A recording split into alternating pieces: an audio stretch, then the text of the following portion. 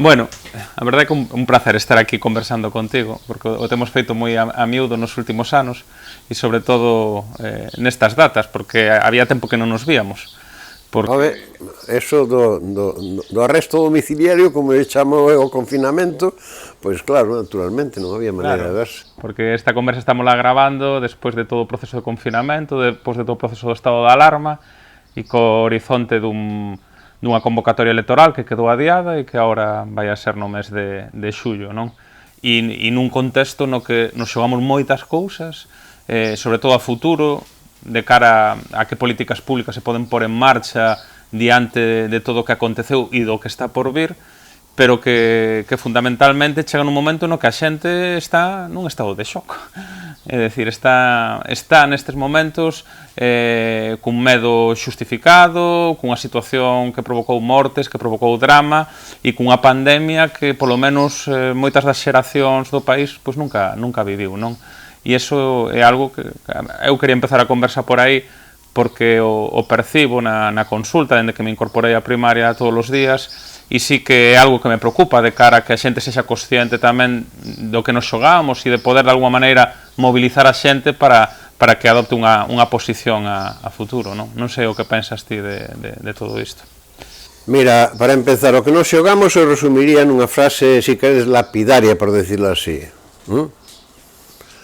Ou acabamos con Núñez e compañía, ou eles acabarán con nós e, sobre todo, acabarán co país.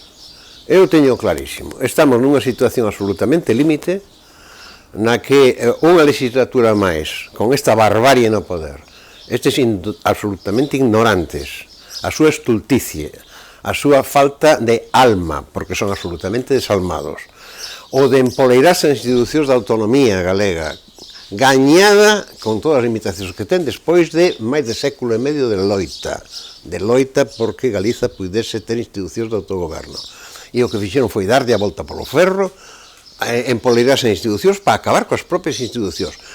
En 10 anos e pico, ou 12, o que leven, dende o 2009, non é? Bueno, pois en eses 11 anos que levan, foron destruindo peza a peza, e non é casualidade, é a estrategia e o plan co que viñan aquí, é a estrategia do que hoxe representa Aznar e o seu moneco de ventríloco, que é Pablo Casado, pero é o que está detrás, é dicir, son a continuación do que representou Aznar, que foi o saqueador do patrimonio público do Estado e o que realmente reinventou o partido único coas maiorías absolutas, no sentido de que os demais representantes dos cidadáns que non votaran o PP non é como se non existía, só tiñan dereito, ou tiñamos dereito aquí, pois a protestar, pero máis nada, e, por tanto, é unha situación absolutamente límite. A pandemia produce o efecto que ti acabas de decir, e estou absolutamente de acordo con iso. A xente está con todo o que foi a pandemia, con todo o que foi o coronavirus, que ademais foi o pasto único que nos deron día tras día dentro dos medios de comunicación. Non existía máis cuestión que o coronavirus, e, polo tanto, a xente está noutra onda, está noutra cousa. Pero tamén é certo que a pasividade de moita da xente é debida a que a dereita colleu esta ocasión para facer realmente a nivel de Estado un proceso de sedición, estou convencido que un proceso de sedición moi distinto do que foi, por exemplo, pois a convocatoria do famoso referéndum catalán, porque en definitiva era o exercicio dun dereito democrático, podíase decir, bueno, isto non está previsto na Constitución, non pode ser, anulalas ou que sé, pero non a represión que houve, e en cambio os que están facendo iso non son reprimidos, sino os que obrigan aos demócratas a unha actuación que eu diría, os demócratas e as esquerdas estamos exercendo a boa educación cos monstruos, e os monstruos non entenden de educación. Entón, estamos xogándonos todo eso neste momento. Estamos xogando a nivel do que é as institucións da autonomía galega, pero que nun contexto en que esas eleccións non son só unhas eleccións galegas, porque son dun impacto moi importante na dialéctica a nivel de Estado. De acordo? Bueno, por lo tanto, claro que sí, que son unhas eleccións enormemente importantes, e o que temos que facer é falarlle moi claro a xente. Non hai que ter medo a que a xente se asusta porque se din as cousas crúas e espidas. sempre que a xente se dea de conta de que eso o que la pensa e que non sabe expresarlo, non teño ocasión de expresarlo. Esa é a miña opinión. Sí, a min eu penso moito na crise do 2008, na crise sistémica, non? Como as clases populares acabaron pagando os custes daquela crise, como vivimos o que vivimos, non? E penso agora na situación que se está a dar no punto de vista de saúde pública, pero logo, evidentemente, nas consecuencias que vai ter tamén no social e nos dereitos civis, por poñer un exemplo, non?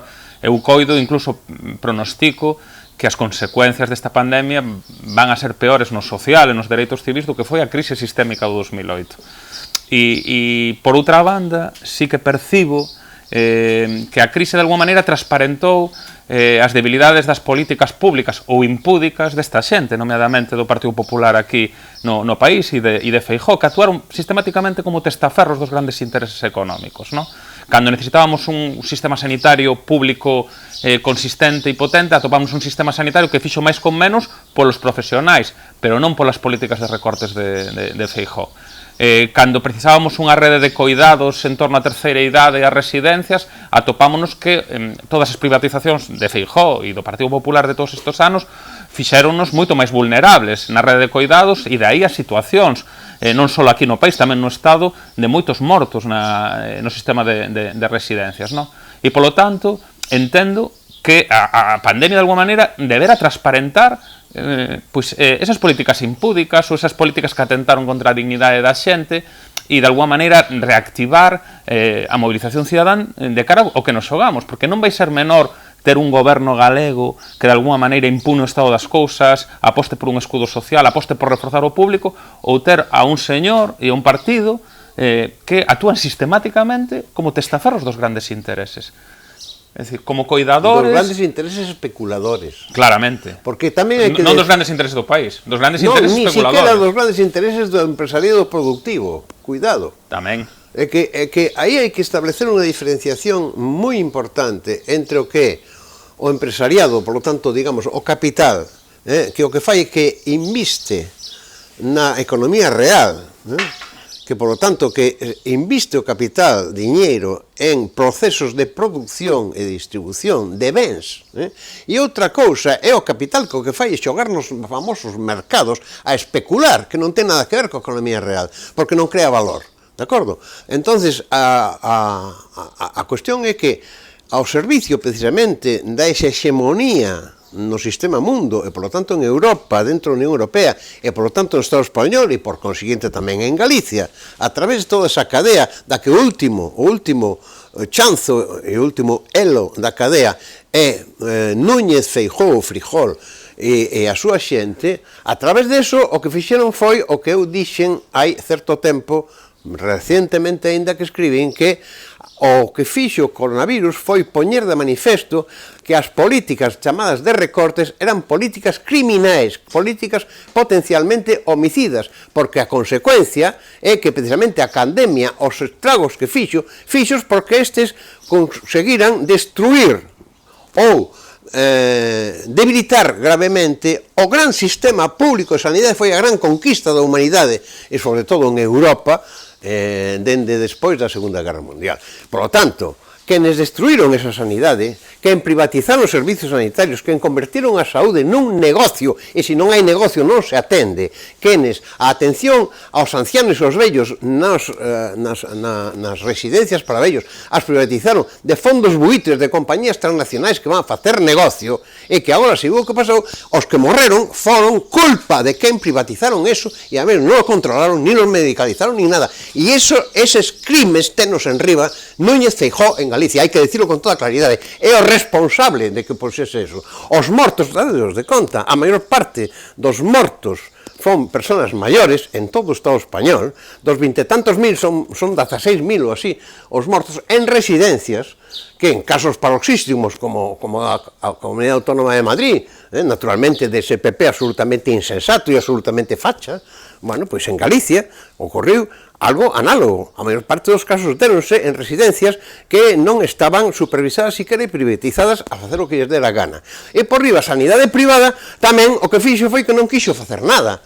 Por lo tanto, non aportou nada, nin o goberno fixo de poñelos realmente o que tiña que facer, pois algo así como convertilo, poñelo baixo a dirección do Ministerio de Sanidade, e non se atreveron tampouco a meterse con esos poderes. Por lo tanto, a pandemia é algo así como antes comentábamos fora de récord da doutrina do shock de Naomi Klein, non? A doutrina do shock que provoca esta situación que ti describes, en que a xente por dentro está desconcertada, non sabe moi ben, e podenlle colar incluso pucheirazos electorais disfrazados. Pero claro, aquí a doutrina do shock, o shock non foi provocado polos grandes poderes, por exemplo, que provocaron o shock cando, pois o que sei, pois a traxedia de Chile, o pinochetazo, ou cosas por estilo, non? Ou de Irak, non? A invasión de Irak. Non, aquí o shock foi causado por un microorganismo que era o virus famoso, o COVID-19, non? O coronavirus. Ben, sí, pero quen aproveitaron, non? Esa situación de shock da cidadanía para levar adiante o gobernar o proceso en contra da propia cidadanía foron eses poderes que primeiro desmantelaron a sanidade, despois a asistencia social e sucesivamente. E isto é o que se está dando en Galicia. En Galicia o responsable chámase Alberto Núñez Feijóo e os seus gobernos dende o ano 2009 até agora. E nada máis, e a xente ten que sabelo. E o colmo e a cabo, fíxate, vamos a ver, en Galicia sempre se di que o PP sempre captou fundamentalmente os seus votos na poboación maior, nos vellos e nas vellas, de acordo? Moi ben. Colleron os votos das vellas e dos vellos para manterse no poder, para ter suas maiorías, e logo resulta que eses vellos e as vellas foron as máximas víctimas mortais das consecuencias das políticas que aplicaron.